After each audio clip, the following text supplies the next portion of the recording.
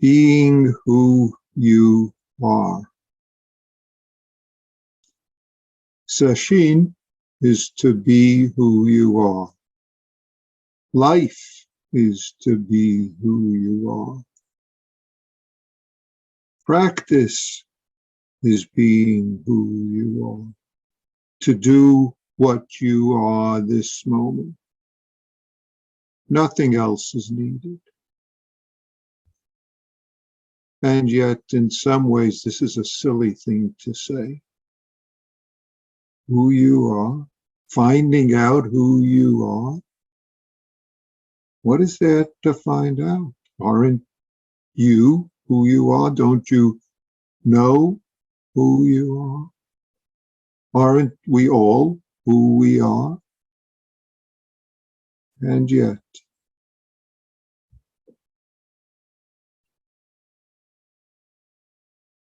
in a way, you could say the whole of Buddha's teaching is to be who you truly are. But who are you this moment? What are you this moment? You are each of us. What are we? So in a sense, we could say the whole of the Buddha's teaching is to allow this moment to reveal that, to reveal who, what we are, rather than our thinking about it, our feeling about it, much less our memories about it, trying to figure it out.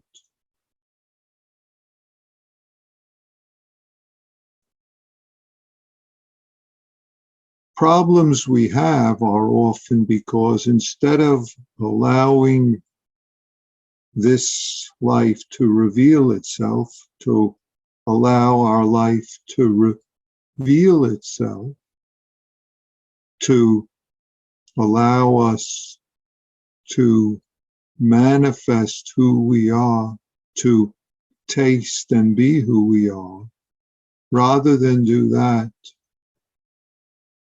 we use all sorts of tools designed for something else to be our guides. Tools such as thinking about, emoting about, feelings about, memories, and much more. And of course, all sorts of attachment and entanglements that naturally flow from those and are part of those.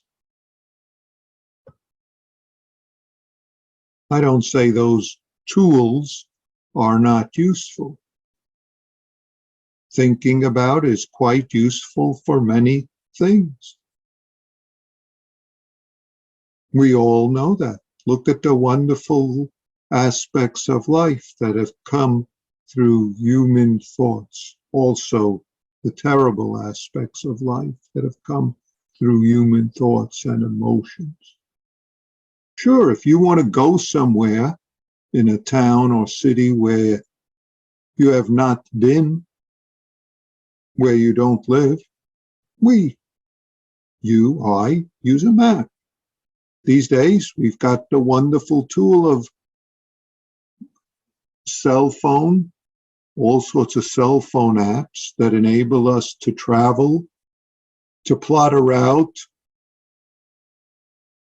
to even find out where to go if we're not sure where to go for something. Even places we've never been. Many of us drive based on what these apps tell us. And just like apps before that, we used to look up maps, we used to ask advice for people and write down notes. We used to turn to our memory. Sometimes we used to make decisions well, I don't want to go on that route. I know I've been there before and it's always full of traffic. Or listen to the radio and get traffic reports, etc., etc. But that's not what sesshin is, that's not what practice is, and all the more that's not the teaching that the Buddha taught.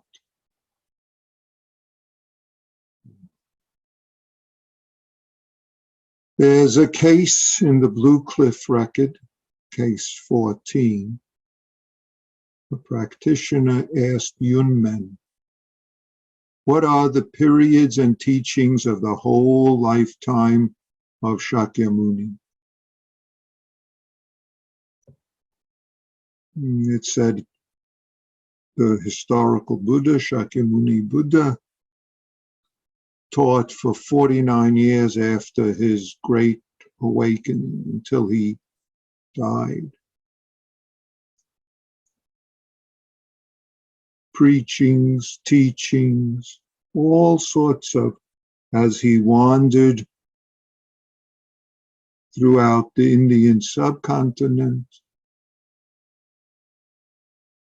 taught many times, daily, when he met people, when people came to assemblies. And of course, that makes up the many sutras, hundreds and thousands of sutras in different collections, different styles. Almost all of them, in the different traditions, the Pali canon, the Sanskrit canon, the Agamas, etc., etc. Teachings of the Buddha, that's what this practitioner is asking Yunmen. What is the teaching? What are the periods and teachings of the whole lifetime of Shakyamuni? How do you put that together? All of those hundreds and thousands of teachings.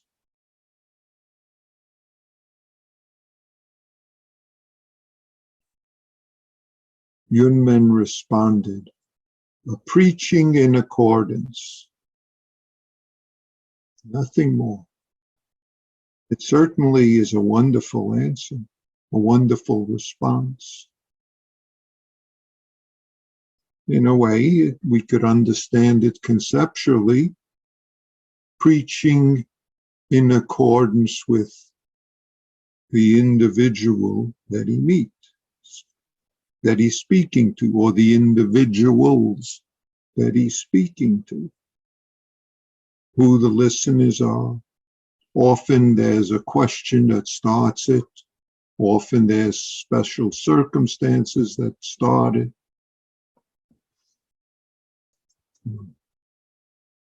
And we see the many different styles of Buddha's teaching, depending upon the questioner, the questioners, we could say education, intelligence, we could say skill, some who are illiterate, some who are quite literate and skilled in all sorts of other teachings, some who have no practice, some who have all sorts of advanced practice.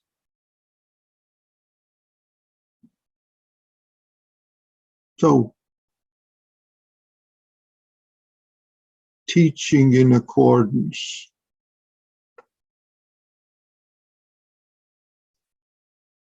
In a way, that's an interesting expression.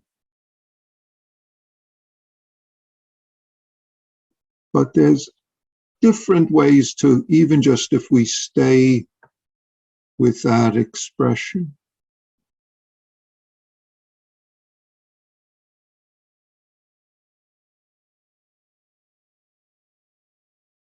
Another way of translating those questions, the original Chinese of this text,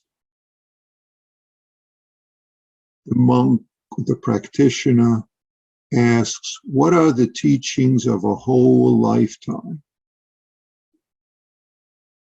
Already he's got lots of ideas. How can you combine?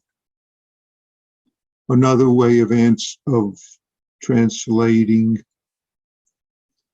the response of Yunmen is an appropriate statement. Interesting, an appropriate statement.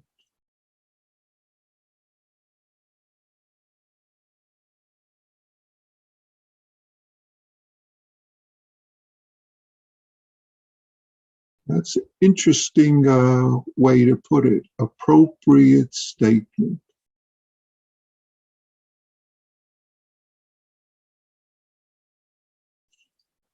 Remember, if you limit it just to that, then in a way it becomes this teaching is appropriate for that person, this teaching is appropriate for that person, this teaching is appropriate for people who are, and so on and so forth. That kind of appropriate statement is somewhat problematic if we understand it just like that. I mean, sure, you could say that's what Yunmen's saying. That's certainly, what should I say, an acceptable statement, but there's nothing much in it. Certainly it's not quite worthy of being in the Blue Cliff record collection. That's, anyone could say that, appropriate statement, or preaching in accord. So in a sense, we say practice is like medicine, in accord with the illness of what the person shows up. That's the phrase that we use.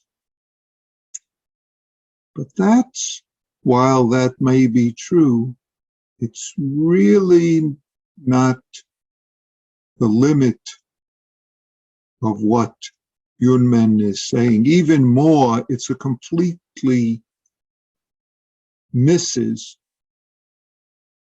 what Yunmen is saying. It completely misses because it's dead. It's a explanatory work. It's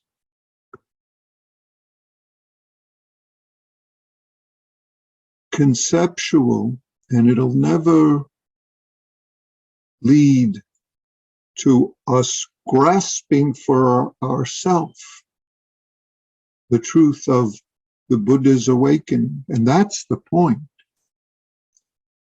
When I worked on this case with Maizumi Roshi in Doksan, he said to me, a better translation and clarification of this is one preaching at a time. One preaching at a time is the whole universe at a time. He didn't say that, that's my adding on. One preaching at a time. And Yasutani Roshi, I heard, use the phrase, one preaching of it, one preaching of this. That's it. One preaching of this. What is that? What is this that we preach when we say good morning, when we say good evening? What is Buddha always preaching? It's not something that's gradual or something that's relative. It's not a preaching about existence or non-existence. What is it?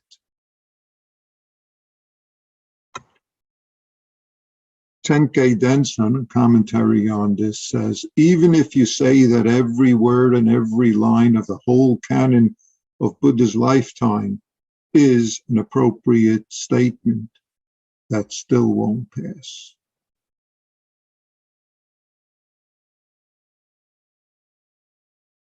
Even if we say it is an appropriate statement of the very essence in which you cannot find an inch of ground on the whole earth, this too is misinterpretation, says Tenkei Denson.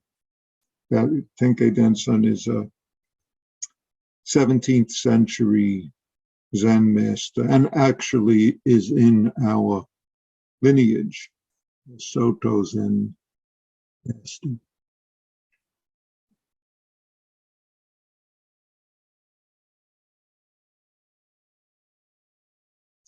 If I explain more, of course, the whole point of the Buddha's speaking is always in terms of suffering and an end to suffering, if I explain.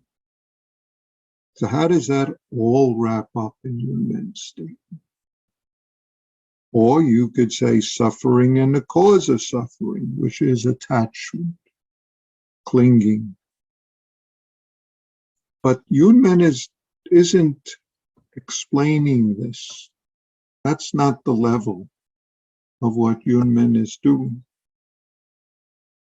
Yunmen, if I say it in a different way, is opening his guts and revealing them. In the verse on this, Shuedo says, a wedge is stuck into an iron hammer with no hole. An iron hammer means an iron hammerhead. And normally you have a hole and you stick a piece of wood into it in order to use it. But here, a wedge is stuck into an iron hammer with no hole.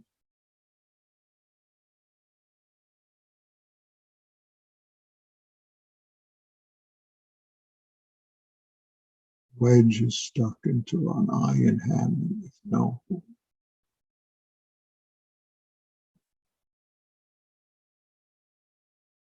One preaching at a time. In fact, the whole universe is one preaching at a time, but that's too easy to say. We have to come out with one preaching at a time every moment of our life.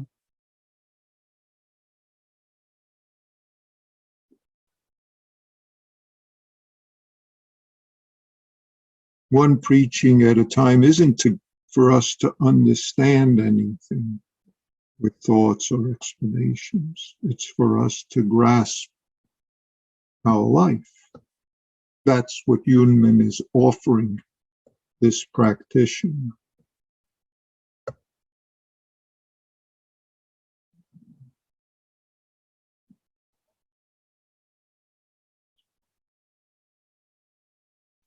The verse on this case ends with, the black dragon had his horn broken last night. Remarkable, remarkable. Old Shoyu still has one horn. The black dragon had his horn broken last night. So that's in a way praising Yunmen's action. Old Shoyu is Yunmen. He lived on Mount Yunmen. That's why his name was Yunmen. And Shoyu is the it's an easier way to pronounce the Chinese area that it was. So it means Yunmen. He broke off one horn. And yet there's still another horn on this black dragon. That's exactly the whole of the teaching. Dragon is the awakened life.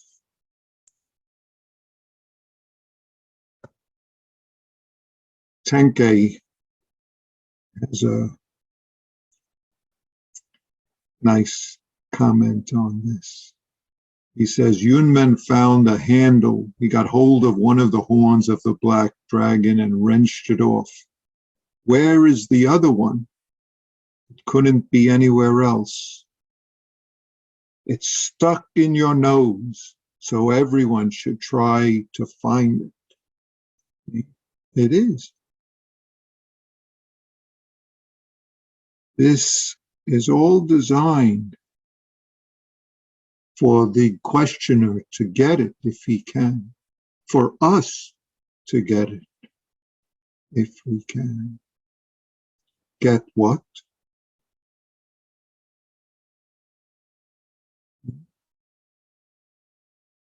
This one preaching of this moment.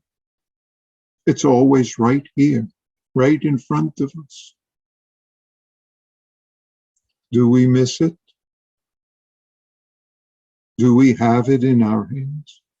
Can we offer it to others as needed, as they request it? One preaching at a time. Most of all, we need to really have it in our grip so that we can live it moment, moment. Not relative, not absolute, not existence, not non-existence, not appropriate to our thinking, to our judgment of the circumstances.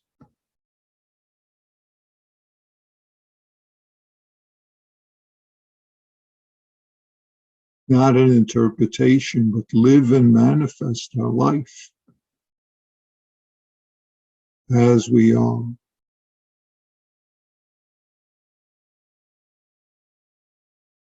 Someone said, actually, Yamada Roshi said, some people say that the other horn of the dragon is the phrase of the next case, which I'll bring up tomorrow. So I won't say more about that. He says, this could well be the case, that it is the other horn is the next phrase of Yunmen. We'll come back to Yunmen tomorrow.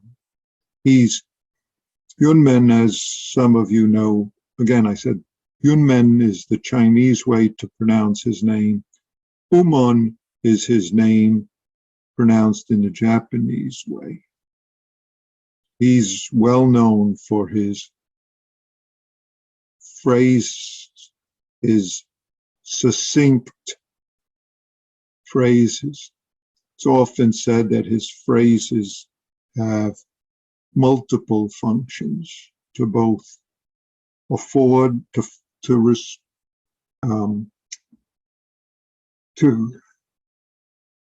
see how I say it, to go in accordance with the questioner, to, in a way, sum the whole thing up and cover it up, and yet at the same time to cut everything off and afford the direct